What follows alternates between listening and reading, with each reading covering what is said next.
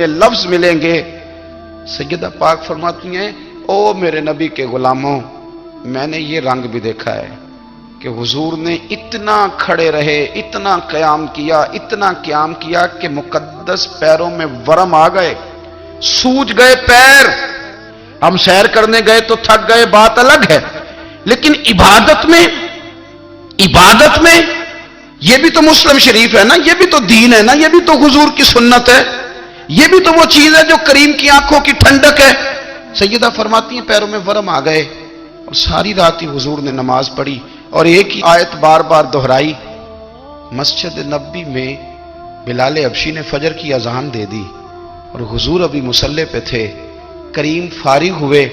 میں نے عرض کی یا رسول اللہ صلی اللہ علیہ وسلم، آپ کے تو صدقے اللہ اگلے پچھلوں کے گناہ معاف کرے گا، تو آپ اتنی آہوزاری کیوں فرماتے ہیں؟ آپ تو شفیع ہیں، آپ تو انبیاء کے امام ہیں۔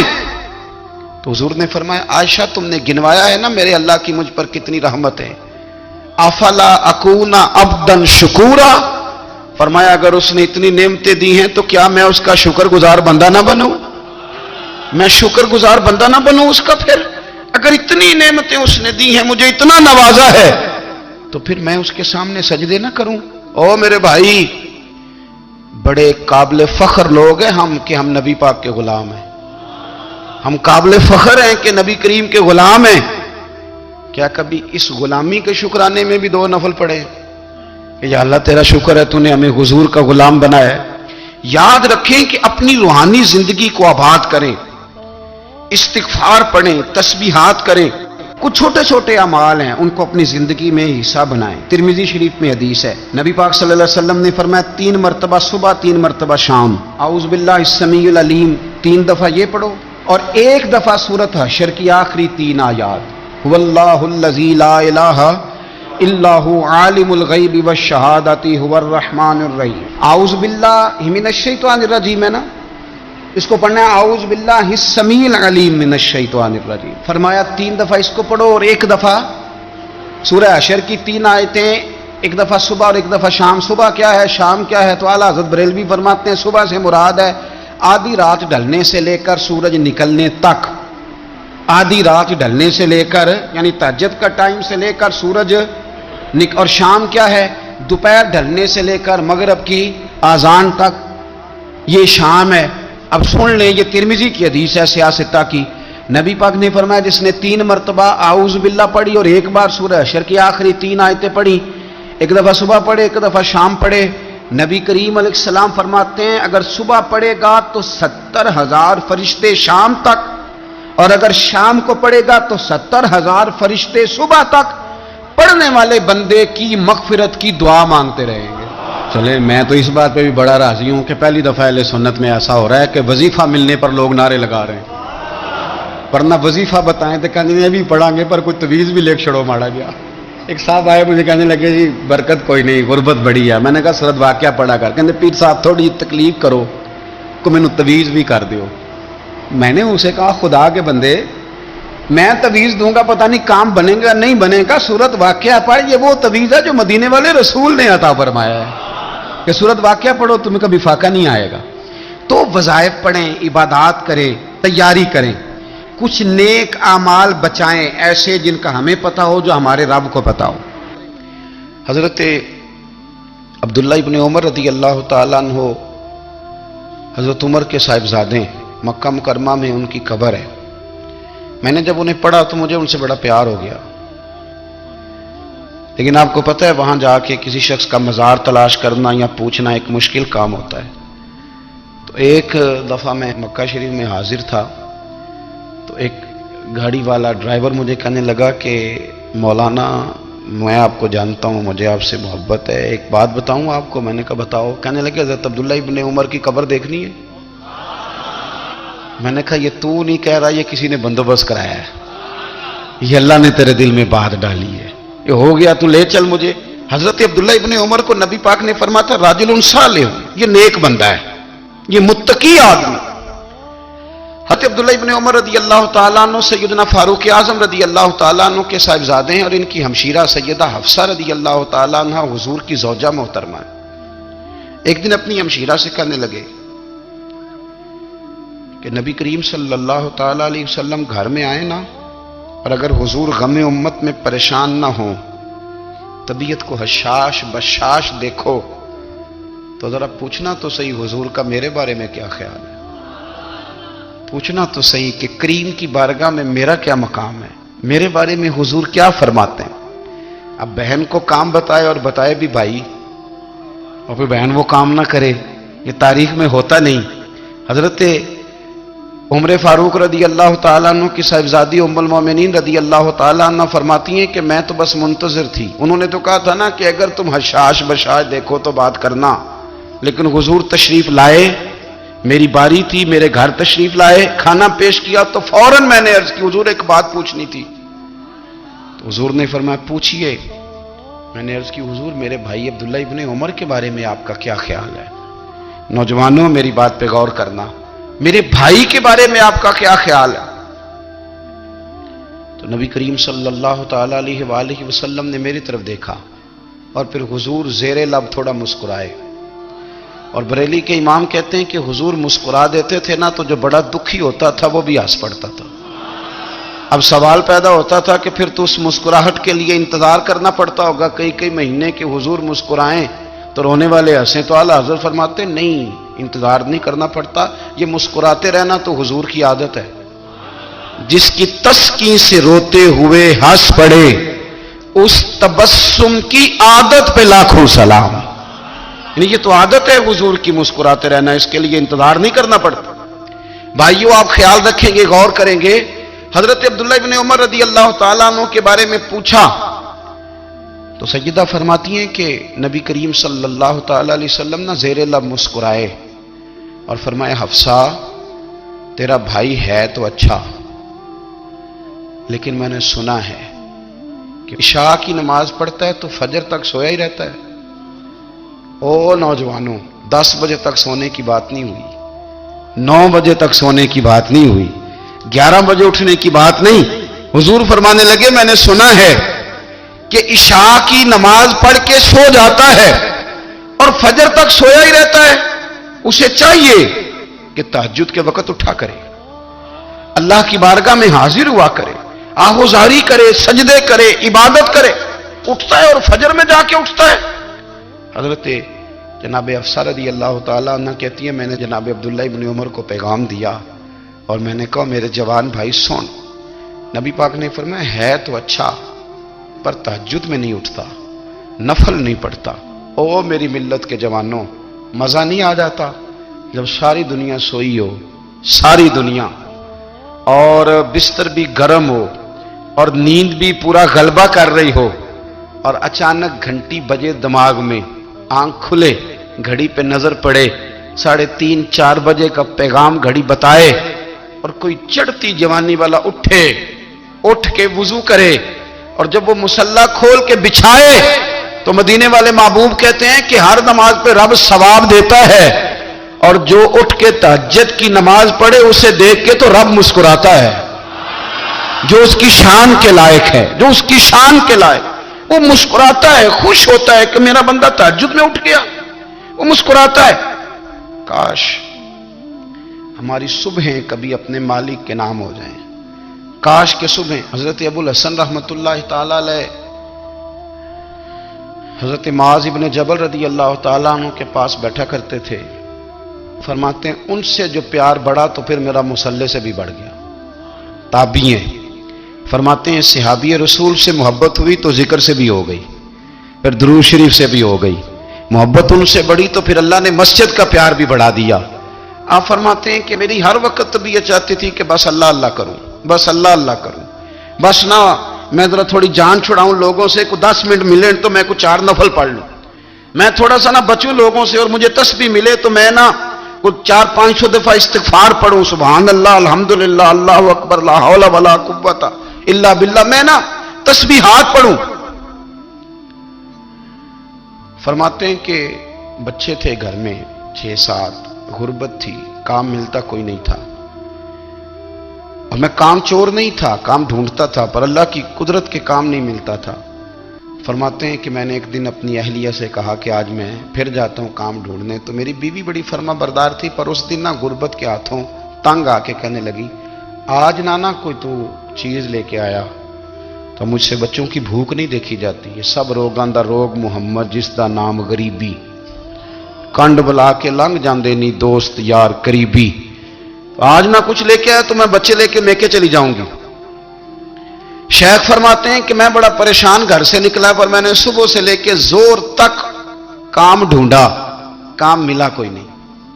تو میرے دل میں خیال آیا چلو کام نہیں ملتا تو اللہ اللہ تو کرے نا, چلو بندوں کی مزدوری نہیں ملتی تو رب کریم کی عبادت ہی کرتے ہیں. فرماتے ہیں کہ میں نے نا فرات کے پانی سے وضو کیا نہر کے. شدید دھوپ تھی, ساتھ ریت تھی اور ریت تپ رہی تھی. میں نے اپنا رومال وہیں مصلی کے طور پر بچھا لیا اور فرماتے ہیں کہ زور سے لے کر عصر تک نماز پڑھی. دھوپ بھی پورے زور پہ پر میرے سجدے کا ذوق بھی پورے زور پہ.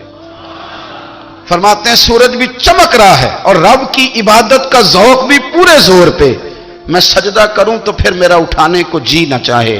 میرے استاد لکھا کرتے تھے, یہ ان کا شعر ہے, وہ کہا کرتے تھے مجھے سوز دے, مجھے ساز دے اور مجھے نیم شب کا نیاز دے. دم سجدہ خود کو میں توڑ دوں, مجھے ایسا ذوق نماز دے. اور میں تیری بہار کا پھول ہوں, میں کھلا بھی ہوں تو تیرے لیے. مجھے میری شاخ سے توڑ لے, مجھے اپنی زلف کا ناز دے. بھائی فرماتے ہیں کہ عصر تک میں نے نفل پڑھے, دل ڈھلنے لگا. عصر کی نماز پڑھی اور میں وہاں سے چلا. اب میں جب نکلنے لگا تو دل میں خیال آیا کہ چھوٹی چھوٹی دیواریں ہیں گھر کی, بغیر کچھ لیے جاؤں گا تو بیوی دور سے دیکھے گی تو شور کرے گی کہ پھر خالی ہاتھ آ گیا ہے. کہتے میں نے اپنے اسی رومال میں جس پہ میں نے نماز پڑھی تھی نا, رومال میں کی عقیدہ پنجابی جو صافہ کہتے ہیں, اسی میں نا میں نے کچھ ریت بھر لی کہ وہ دور سے دیکھے گی تو سمجھے گی کچھ لے کے آیا ہے. چلو جا کے اسے بتا دوں گا کہ آج پھر مزدوری نہیں ملی. کہتے ہیں وہ ریت لے کر جب میں گھر میں گیا تو پہلے بیوی دروازے پہ کھڑی ہوتی تھی, پوچھتی تھی خالی ہاتھ آ گئے ہو؟ آج میں نے دیکھا تو ہے ہی کوئی نہیں. فرماتے ہیں میں اندر داخل ہوا, سلام لیے, کونے میں نے وہ رومال رکھ دیا اور میں نے آواز دی کہ بھلی مانس کہاں ہو؟ تو وہ کہنے لگی آپ منہ ہاتھ دھو لیں, میں روٹی لے کے آئی. میں نے کہا روٹی کہاں سے آ گئی؟ یہاں تو کئی دنوں کے فاقے ہیں, تو کئی دنوں کی غربت ہے, یہاں تو اس گھر میں تو فقیری ہے. فرماتے ہیں کہ وہ روٹی لے کے آئی اور اس وقت کی جو موجودہ نعمتیں تھیں, سمجھ لیں سلاد, اچار, ہر چیز ساتھ لائی. میں نے کہا کہ بچے کہاں گئے؟ کہنے لگی وہ کھانا کھا کے کھیلنے گئے, آپ کھانا کھا لیں آ جاتے. کھانا اس نے چن دیا. میں نے حیرت انگیز لہجے میں ساری نعمتیں اپنے دسترخوان پہ دیکھ کر کے بیوی سے پوچھا یہ کہاں سے آیا کھانا؟ بچوں کو تو نے کہاں سے کھانا کھلایا؟ یہ سارا کچھ کیسا ہے؟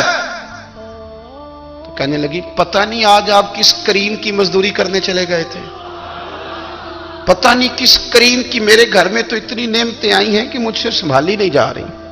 اتنا اناج ہے, اتنا گندم ہے, کس کریم کے دروازے آج چلے گئے تھے؟ یہ کہتے کہتے وہ اٹھی اور اٹھ کر کے کہنے لگی پہلے بڑا کچھ آیا تھا, اب کیا لے آئے ہو؟ اور جا کر کے نا اس نے وہ ریت والا رومال کھولا. کہنے لگے میں تو لے کے آیا تھا ریت, تو میرے رب نے اسے بھی سونے اور ہیرے بنا دیا تھا. جب آپ کی توجہ اللہ کی جانب, میرے نبی پاک صلی اللہ تعالی علیہ وسلم نے فرمایا ہر چیز اپنے رب سے مانگ, ہر چیز مانگ, ہر چیز مانگ. یا رسول اللہ کیا کچھ؟ میرے محبوب نے فرمایا تیرے گھر میں نمک بھی ختم ہو جائے تو وہ بھی اپنے رب سے مانگا کر. تو مانگنا, وہ تجھے دے گا, تو اس کی بارگاہ میں کشکول طلب دراز تو کرنا. اور ترمذی شریف میں عجیب لفظ ہے, رسول کائنات نے فرمایا, رب کریم فرماتے ہیں جب میرا بندہ ہاتھ اٹھاتا ہے نا تو مجھے حیا آتی ہے کہ میں خالی کیسے لوٹا دوں اس کے. اتنے بڑے بادشاہ کی بارگاہ میں. او بھائی, لوگوں سے عزتیں تلاش کرتے ہو تو وہ کیا تمہیں عزت دیں گے؟ وہ تو کل اچھا کہتے ہیں پرسوں برا کہنے لگ جاتے ہیں. لوگوں کے سامنے گڈ بک میں آنا چاہو گے تو وہ تو سویرے تمہارے بارے میں کچھ کہیں گے, شام کچھ اور کہیں گے. اپنی روحانی زندگی آباد کریں, اپنے مسلح کو وقت دیں اور دنیا سے چھپ کر, اس موبائل کو بند کر کے اور اپنے آپ سے بھی چھپ کے اور تنہا ہو کے چھپا کے سارا کچھ اپنے آنسو اپنے رب کی بارگاہ میں پیش کریں, اس کے حضور حاضری دیں. سنو نا ترمذی کی حدیث اور اسے یاد رکھنا. नबी पाक अलैहिस्सलाम ने फरमाया, अपने दुख लोगों के सामने ना बयान करना, सेठों नवाबों को ना बताते फिरना, दुनियादारों के सामने जाके ना रोना कि मैं तकलीफ में हूं। फरमाया अगर दुनियादारों को दुख बताओगे रब तुम्हें कभी गनी नहीं करेगा। और लोग हैं कि उल्टा मजाक उड़ाएंगे। आपकी जिससे बड़ी पक्की यारी है ना, पक्की, वो तब तक पक्की है जब तक आपने 50,000 मांगा नहीं। और जिस वक्त आपने कह दिया कि मैं मजबूर हूं मेरी मदद कर, तो फिर खत्म हो गई दोस्ती। लोगों की ताल्लुकात आपके साथ तब तक हैं जब तक आप उनसे कोई जरूरत वाबस्ता नहीं करते। करीम आबू फरमाने लगे, बंदों के सामने दुख ना बयान करना, अल्लाह तुझे कभी गनी नहीं करेगा। तो अपने दुख अपने रब को बता, तू दुआएं मांग, तू उसकी बारगाह में हाजिर हो, तू उसके हुजूर अर्ज कर। फरमाया अपने दुख अपने रब को बता, वो जल्दी करे या देर से करे तुझे सारी दुनिया से बेनियाज कर देगा, तुझे किसी का मोहताज नहीं रहने देगा। अपने मुसल्ले को, अपनी दुआओं, एक बुजुर्ग फरमाते मैंने दुआ मांगने का तरीका अपनी बीवी से सीखा। दुआ मांगने का तरीका अपनी, सीखने वाले तो अपने बच्चों से भी सीख लेते हैं, सीखने वाले तो हर एक से सीखते हैं। वो कहते हैं मैंने दुआ मांगने का सलीका अपनी बीवी से सीखा है। हजरत वो किस तरह? फरमाने लगे मेरी बीवी ने ना मुझे कोई काम बताया, कुछ पैसों की जरूरत के लिए कहा, तो मैंने उसे कहा कि भाई अभी मेरे पास नहीं है, कुछ दिनों में आते हैं तो मैं दे दूंगा। औरतों की आदत होती है, वो बार बार याद कराती हैं। 2-4 दिनों के बाद फिर उसने कहा, हजरत वो मैंने कहा था कुछ पैसे, मैंने उसे कहा कि अभी मेरे पास नहीं है, कुछ दिनों में मिलते हैं तो मैं तुम्हें दे दूंगा। उसने कुछ दिनों के बाद फिर कहा, हुजूर वो मैंने कुछ पैसे कहे थे। फरमाते मैंने डांट दिया, मैंने कहा कि क्या तू रोज मुझे शर्मिंदा करती है, कहा ना मेरे पास नहीं है, होंगे तो दे दूंगा, तू रोज याद कराती है। फरमाते उसने पहले तो मेरी डांट को सहा, फिर मेरे सख्त जुमलों ने उसकी आंखों में आंसू पैदा कर दिए, फिर उसने अपने आंचल में अपने उस दुख को समेटा, और फिर उसने एक जुमला कहा तो मैं रो पड़ा और मुझे अपने रब से मांगने का तरीका आ गया। मुझे कहने लगी, हजरत जी आपने डांट दिया, मैंने सह लिया, पर आप ही मेरे शौहर हैं, बताएं ना, आपसे ना कहूं तो मैं किससे जाके कहूं। फरमाते हैं मैं रो पड़ा और मैं खुल के रोया और मैं तड़प के रोया और फिर मेरी सिसकियां बंद गई। तो मुझे कहने लगी आपको क्या हुआ? मैंने कहा मुझे भी दुआ मांगनी आ गई है। जब मैं उसे कहूंगा ना अल्लाह तू ही मेरा रब है, मैं तुझसे ना कहूं तो मैं किससे जाके कहूं, मैं क्यों किसी बंदे से सवाल करूं, मैं क्यों किसी दुनियादार से कहूं, मैं तेरे बंदों का, नेक बंदों का वसीला लेके, तेरे महबूब की गुलामी लेके तेरी बारगाह में आया, तुझसे ना मांगूं तो किससे मांगूं। समझ आ गई है, जब मैं इस रंग में मांगूंगा तो तेरा रब मेरे ऊपर बड़ा ही फजल फरमाएगा, वो मेरे ऊपर बड़ी रहमत करेगा, वो मेरे लिए आसानियां करे। अजीज दोस्तों, हम इस तरह करने लग गए हैं कि हमने ना अपने ताल्लुकात पर एतमाद करना शुरू कर दिया है। मेरे ताल्लुकात बहुत हैं, हमने अपनी दौलत पर एतमाद करना शुरू कर दिया, मेरे पास दौलत बहुत है। हमने अपने इल्म पर, अपनी शोहरत पर एतमाद करना शुरू कर दिया कि मेरे पास फलां चीज बहुत है। याद रखना, जब बेनियाज अपनी सिफ्ते बेनियाजी दिखाता है तो बड़ी बड़ी दौलतों वाले मजबूर नजर आते हैं। भाइयों, जब इंसान का रिश्ता अपने मालिक के साथ होता है फिर तो गम भी कुछ नहीं कहते, परेशानियां भी कुछ नहीं कहती, फिर तो जिंदगी सब्र वाली, फिर तो जिंदगी तवक्कुल वाली, फिर तो जिंदगी भरोसे वाली। फिर इंसान अपने आप को रुसवा नहीं करता, दुनियादारों से उम्मीदें उसकी खत्म हो जाती, उम्मीदें अल्लाह रसूल से लगा लेता है, मजबूत हो जाता है, मजबूत, ताकतवर हो जाता है, खुददार हो जाता है, बावकार बाइज्जत हो जाता है। हजरत बहलोल दाना रहमतुल्लाह अलैह बैठे थे तो हारून रशीद हज करके आ रहा था, तो रस्ते में हजरत शेख से मुलाकात हो गई, तो अस्सलामु अलैकुम के बाद कहने लगा, हुजूर कोई हुक्म हो तो बताइएगा। तो हजरत बहलोल दाना फरमाने लगे, तेरा रब कौन है? उसने कहा अल्लाह। तो फरमाया मेरा कौन है? कहा अल्लाह। फरमाने लगे तो बड़ा ही बेवकूफ है, क्या तू ये समझता है कि रब हारून रशीद को तो देगा और बहलोल दाना को भूल जाएगा?